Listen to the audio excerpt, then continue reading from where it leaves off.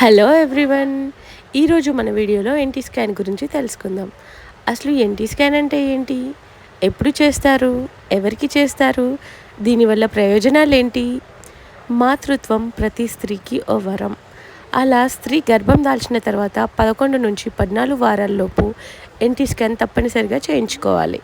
NT scan అంటే nuchal translucency test.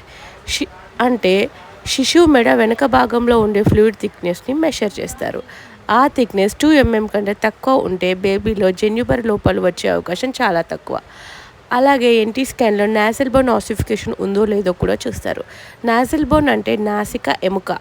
అది ఉంటే బేబీలో జన్యుపర లోపాలు లేనట్టే. ఇఫ్ నాసిల్ బోన్ కనబడకపోతే బేబీకి డౌన్ సిండ్రోమ్ ఉండే అవకాశం ఎక్కువ ఉందని నిర్ధారిస్తారు. వీటితో పాటు కొన్ని బ్లడ్ మార్కర్స్ కూడా టెస్ట్ చేస్తారు. అదే డబుల్ మార్కర్ టెస్ట్. అందులో 2 hormones free beta hCG, PAPP-A pregnancy associated plasma protein A అనే 2 హార్మోన్స్ని టెస్ట్ చేస్తారు.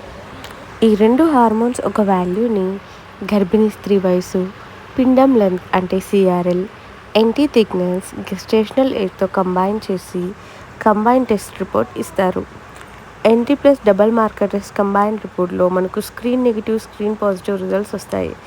స్క్రీన్ నెగిటివ్ రిపోర్ట్ వస్తే బేబీకి క్రోమోజోమల్ అబ్నార్మాలిటీస్ వచ్చే ఛాన్సెస్ చాలా తక్కువ.